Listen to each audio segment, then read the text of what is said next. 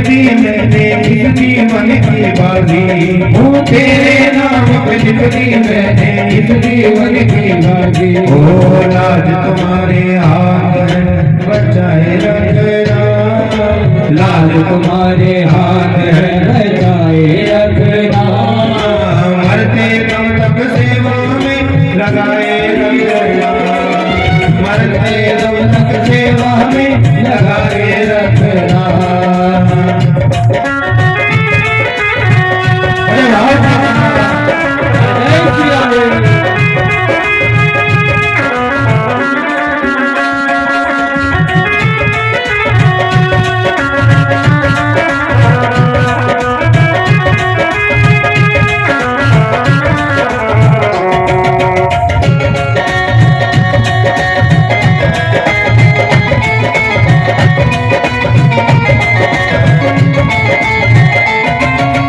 हाथ जोड़ मैं करूं प्रार्थना भूल कभी ना जाना, हाथ जोड़ मैं करूं प्रार्थना भूल कभी ना जाना। ओ हाथ जोड़ मैं करूं प्रार्थना भूल कभी ना जाना, हाथ जोड़ मैं करूं प्रार्थना भूल कभी ना जाना। तेरे घर पर बना रहे मेरा आना जाना, तेरे घर पर बना रहे मेरा आना जाना।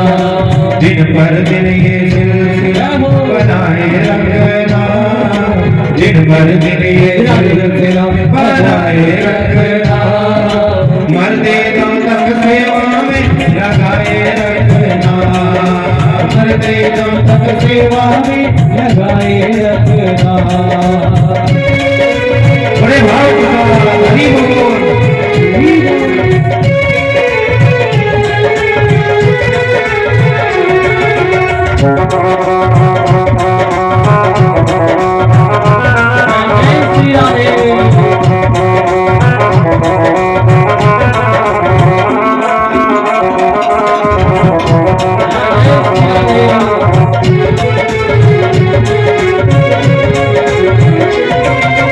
तेरे प्रेमियों में मन लगता कहीं न लागे, तेरे प्रेमियों में मन और कहीं न लागे। फीका फीका ये जग सारा भजन भाव के आगे, फीका फीका ये जग सारा भजन भाव के आगे। भजनों की इस भूख को जगाए रखना, भजनों की एक भूख को जगाए रखना। ओ मरते दम तक सावरे लगाए रखना, मरते दम तक सेवा में लगाए रखना। इतनी कृपा सामने बनाए रखना, इतनी कृपा सामने बनाए रखना। हाँ मरते दम तक सेवा में लगाए रखना, मरते दम तक सेवा में लगाए रखना।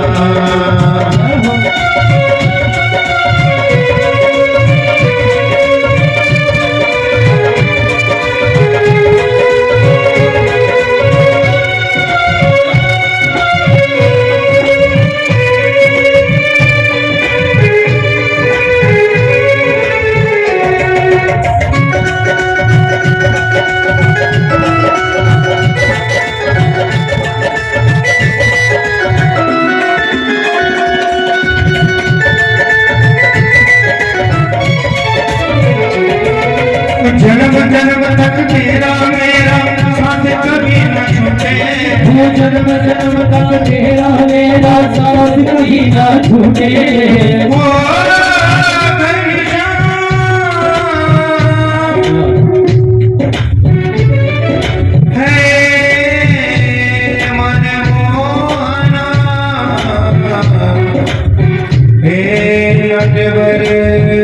श्याम सुंदर हे मनमोहना, जन्म जन्म तक तेरा मेरे साथ कभी ना छूटे, जन्म जन्म तक तेरा मेरे साथ कभी ना छूटे। टूट जाए सांसों की लड़ियां साथ कभी न छूटे।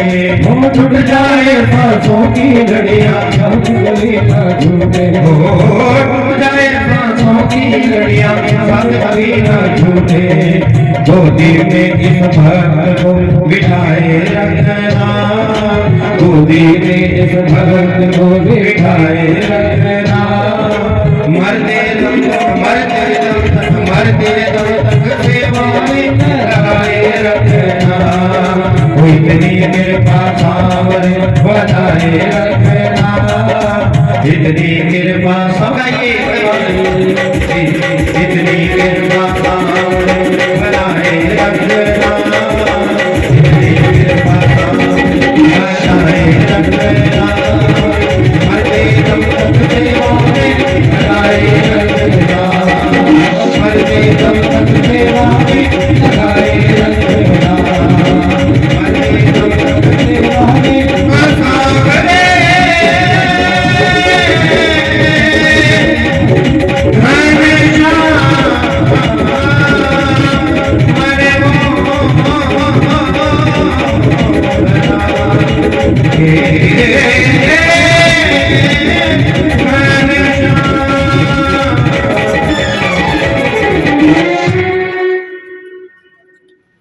तो भगवान की दिनचर्या ये है।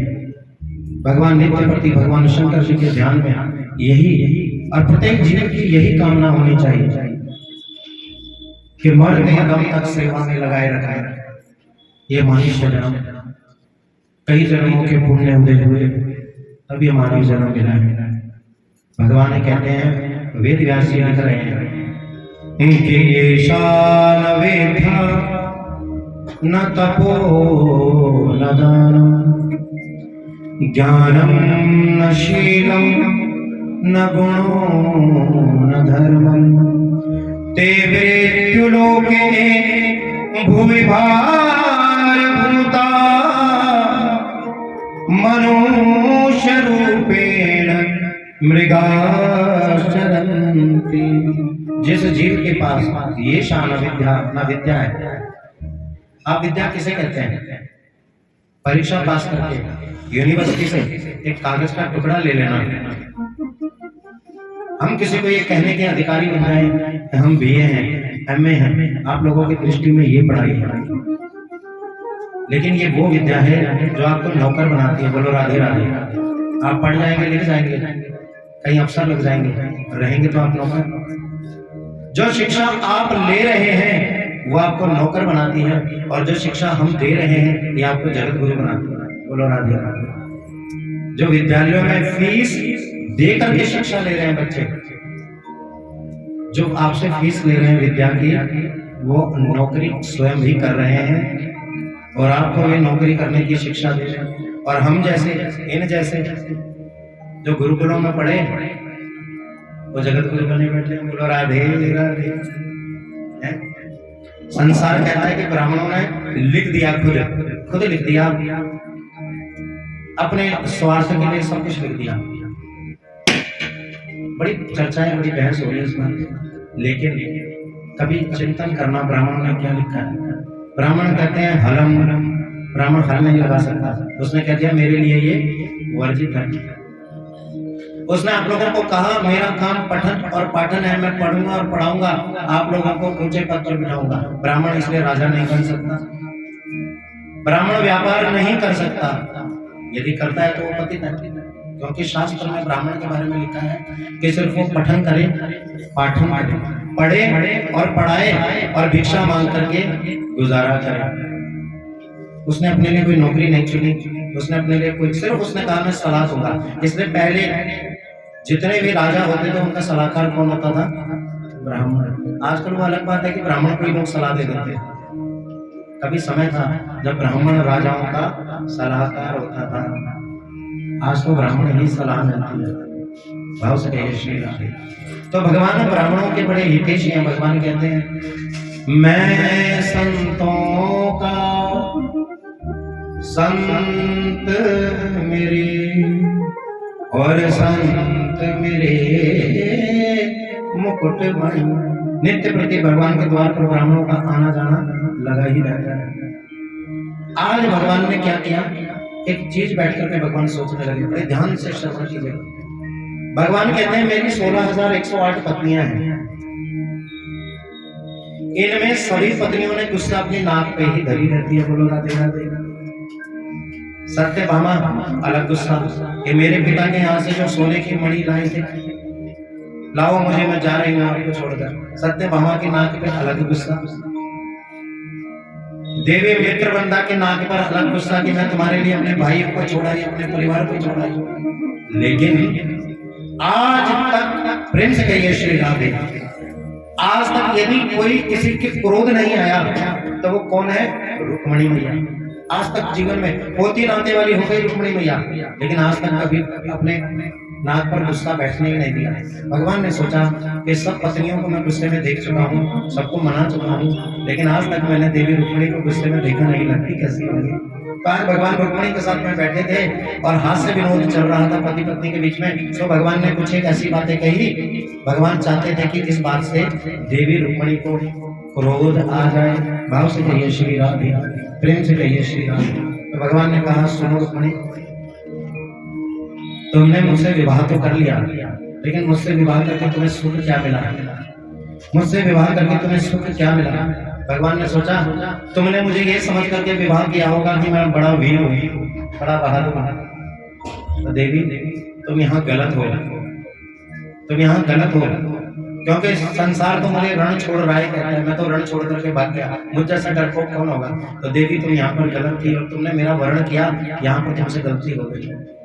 अब भगवान ने रुक्मणी के चेहरे पे देखा, भगवान सोचने लगे कि शायद जाको मुंह बटुआ जैसा बन गए हो, लेकिन रुक्मणी के मैया की जो मुस्कुराहट थी वो और ज्यादा तेज है गई।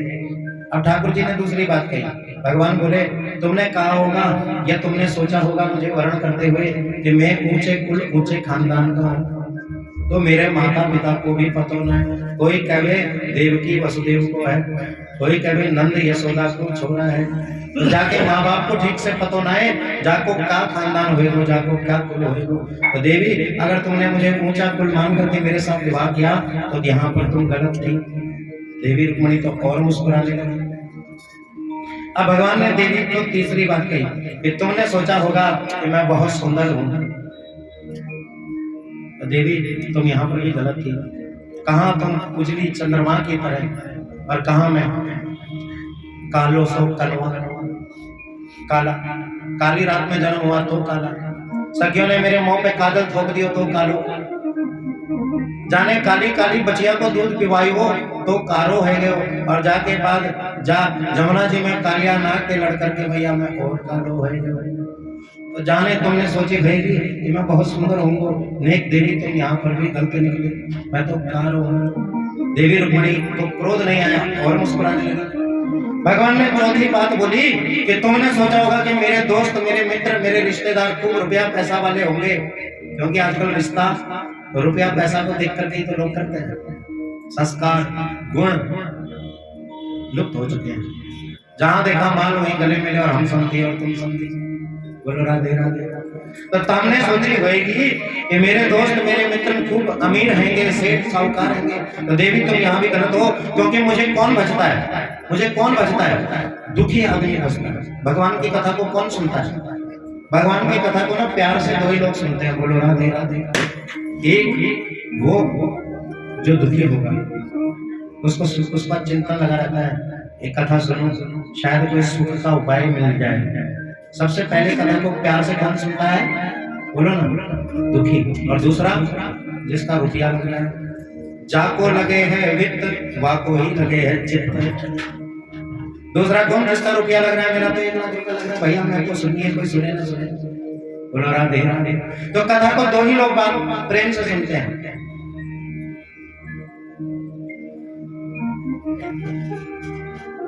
तो तुम कहती हो कि मेरे रिश्तेदार साहूकार सेठ होंगे, नहीं, मुझे कौन बचता है? जितने भीख भिखारी हैं वो सब मेरा नाम बचते हैं। जो दुखी है, जो संसार से टूट चुका है, जिसका कहीं मार्ग नहीं मिल रहा है, वो मेरा रास्ता, मेरा नाम जपता है। तो देवी तुम यहाँ पे भी बन गई। तो देवी रुक्मणी और मुस्कुराने लगी। बड़े ध्यान से सुनना, बड़ी प्यारी कथा है। अब देखा भगवान ने कि देवी रुक्मिणी तो मुस्कुरा रही है, क्रोध तो आया ही नहीं। सो अब भगवान ने ऐसी बात बोली जो भगवान को बोलनी नहीं चाहिए थी। भगवान बोले, तेरो भाई रुक्मिणी तेरा ब्याह शिशुपाल से करना चाहता था, वो तो मैं तेरा हाथ पकड़ के तुझे उठा करके जबरदस्ती ले आया। नेक तो कहे तो मैं अभी तेरा ब्याह वह शिशुपाल के साथ करा दूं, अगर तुम कहे। और ये बात कब बोल रहे हैं भगवान? जब रुक्मिणी मैया नाती पोते वाली हो गई। बोल राधे राधे। अब जब इतनी बात कही तो देवी रुक्मिणी के चेहरे पर उदासी आ गई और मां धड़ाम से भूमि पर गिर पड़ी। बोलो राधे राधे।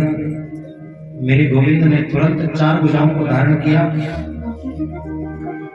2 भुजाओं से रुक्मिणी को उठाया, एक भुजा से सिर की मालिश करने लगे और एक भुजा से भगवान पंखा करने लगे। रुक्मिणी को होश आया, रुक्मिणी के चेहरे पर उदासी थी। गोविंद बोले, रुक्मिणी सुन, मैं तो तेरे साथ मजाक कर रहा था, विनोद कर रहा था, तो कभी नाराज नहीं होती ना। मैंने तुझे कभी क्रोध में देखा ही नहीं, सो आज मैं तुझे क्रोध में देखना चाहता था। अरे मुझे नहीं पता था कि मेरा मजाक कितना भारी पड़ जाएगा। रुक्मिणी मां खड़ी हुई और भगवान के चरणों में बैठ गई। बोला, कन्हैया तुमने जो कहा वो सच ही तो कहा है। कहा मैं इस संसार की एक साधारण सी नारी और कहा तुम त्रिलोक के नाथ। मैं तुम्हारे लायक नहीं। तुमने मुझे वर्ण किया, ये मेरे ऊपर तुम्हारा बहुत जन्मों का एहसान है। तुमने कहा तुम वीर नहीं हो। भगवान ने क्या कहा? मैं वीर नहीं हूं, रण छोड़ के भागा। तो रुक्मिणी कहती है, मेरी दृष्टि में यदि कोई सबसे बड़ा वीर है तो हे कृष्ण, हे मेरे नाथ, हे मेरे स्वामी, वो तुम ही हो। संसार को हराना सरल है, लेकिन मेरी दृष्टि में असली विजेता वो है, असली वीर वो है जो काम को हरा दे, जो क्रोध को हरा दे, जो द्वेष को हरा दे, जो अस्मिता को हरा दे, और जो काम क्रोध लोभ मत्सर द्वेष अभिमान अहंकार को हटा दे, वही सच्चा वीर है। तो वीर तो तुम हो। दूसरी बात कन्हैया तुमने कही कि तुम्हारे माता पिता को पता ही ना है, तो तुम तो जगत के माता पिता हो, और जो जगत का माता पिता होता है उसके भी कोई माता पिता होते हैं क्या?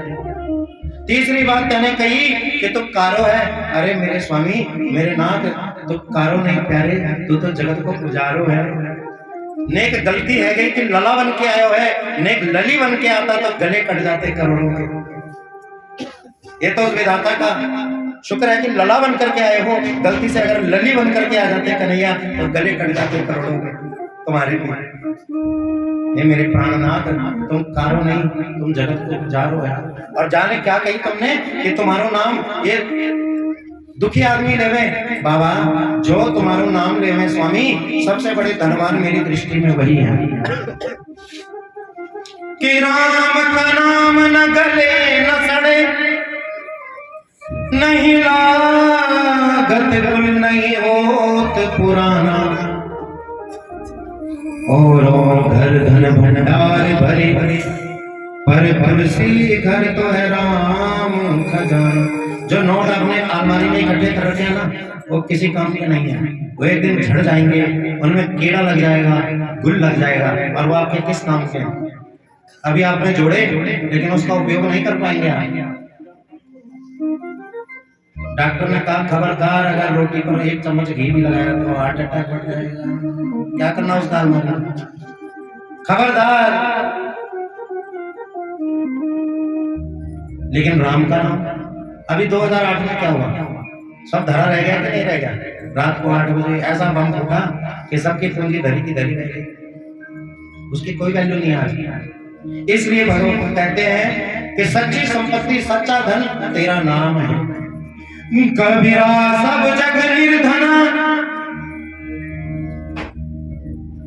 अरे धनवंता नहीं कोई, धनवंता सो ही जानिए जाके राम नाम धन। कबीरा सब जग निर्धन। रुक्मिणी मैया कहती है, मेरी नजर में सब निर्धन है जो धन के पीछे भाग रहे हैं। मेरी नजर में अगर कोई धनवान है तो जो लोटे तंबूरे वाले बाप हैं। लोटे में खिचड़ी बनाई, जहां रात हुई वहीं अपना बसेरा, सुबह उठे राम नाम जपे, आगे चले गए। गंगा के किनारे बसेरा, मर गए तो कोई टांगे पकड़ के गंगा जी में फेंक देगा, गोविंदा ही नमो। लेकिन आप लोग सोचिए आपका क्या होगा? जो पैसा आपने जोड़ा है वो आपके इलाज में खर्च करना है या नहीं करना है, इसका निर्णय आप नहीं, आपके बच्चे करेंगे। आपके जाने के बाद आपकी अस्थियों की पोटली ऐसे घुमाएंगे, गंगा जी में फेंकेंगे, एक पंडित जी को कहेंगे कि ऐसा पिंड दे दो महाराज, ऐसा पिंड दे दो कि इस आदमी से हमारा पैंडा ही छूट जाए। कि ये है आपके सगे संबंधी, ये है सच्चाई जीवन की। इसलिए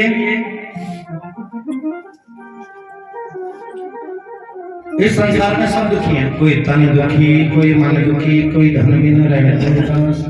अरे थोड़े थोड़े सब दुखी और सुखी राम के दास। जिन्हें तुम भिखमंगा बाबा कहते हो, जिन्हें तुम दुखी कहते हो, जिन्हें तुम असहाय कहते हो, जिन्हें तुम जरूरतमंद कहते हो, रुक्मणी मैया कहती है मेरी दृष्टि में वही बड़े धनवान है, क्योंकि उनके पास वो सामान है जो वो अपने साथ लेकर के जाएंगे। और पांचवी बात तुमने कही कि शिशुपाल के साथ विवाह कर दो। प्रभु मैं आपकी संपत्ति हूँ, आपका सुख मेरा सुख और मेरा दुख आपका दुख मेरा दुख, जाहि विधि राखो राम। अब मैं आपकी हूँ स्वामी, जैसे ही रखना है आप रखो। ये वो सर नहीं कि रख दो और रख कर फिर उठा दो, झुक गया तेरी चरण में आता नहीं उठाना। ये है भगवान का गृहस्थ। एक भी दिन ऐसा नहीं हुआ जैसे रुक्मिणी और कृष्ण भगवान का वाद और विवाद। और गृहस्थ का नियम भी यही है, अगर एक गर्म है तो दूसरे को नरम हो जाना चाहिए। हमारी भी घर में पत्नियां हैं, लेकिन हमने शास्त्र पढ़ा है, हमें पता है हमारी पत्नी अगर किसी चीज के लिए जिद कर दिया ना कि मैंने वो चीज लेनी है, तो हम क्या कहते हैं पता है? लड़ाई ना हो, झगड़ा ना हो, कलेश ना हो, हम पता क्या कहते हैं? तो 2000 की मांग रही है, मैं तुझे 10,000 दिलाने के लिए तैयार बैठा, 2 महीना तो रुक जा। वो कहती है अच्छा 2 महीने के लिए तो खटपट ठगी, 2 महीने बाद देख लेंगे क्या। ये तरीका है गृहस्थी को सुचारू रूप से चलाने का। एक अगर आग की तरह गर्म है तो दूसरे को गर्म की तरह नरम हो जाना चाहिए। वैसे तो आज 13 साल मेरे विवाह को हो गए हैं, आज तक हमारी भी खटपट नहीं हुई, लेकिन कभी अगर थोड़ा सा जौको बटवे जैसा मुंह पड़ जावे तो मैं कहूँ तू तो ज्यादा सुंदर लगती है, ऐसे ऐसी रात है, उसके चेहरे पर तुरंत हंसी आ जाती है। तो गृहस्थी के नियम क्या है? भागवत से भगवान एक अच्छे कूटनीतिज्ञ नहीं है, भगवान एक अच्छे गृहस्थज्ञ हैं। आगे चल करके भगवान ने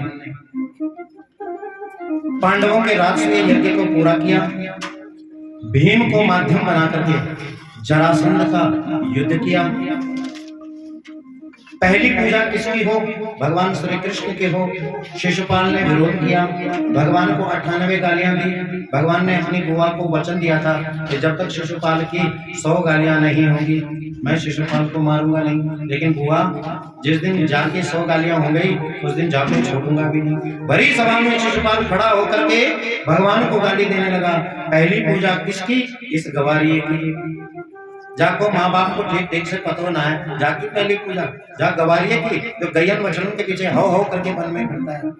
भगवान ने कहा देख शिशुपाल 98 गाली हो गई है, यहीं पर शांत हो जा, क्योंकि अगर 100 गाली हो गई तो फिर मैं अपनी भी नहीं सुनूंगा। देते 100 गाली जब शिशुपाल ने पार की, भगवान ने तुरंत सुदर्शन चक्र धारण किया और इस शिशुपाल की गर्दन को धड़ से अलग कर करके इसका भगवान ने उद्धार किया। इसके साहित्य मुक्ति हुई, 3 लोक से ज्योति प्रज्वलित होकर के इसके भगवान के अंगूठे में विलीन हो गई। सुखदेव जी कहते हैं हे राजा परीक्षित, ये शिशुपाल भगवान का सबसे बड़ा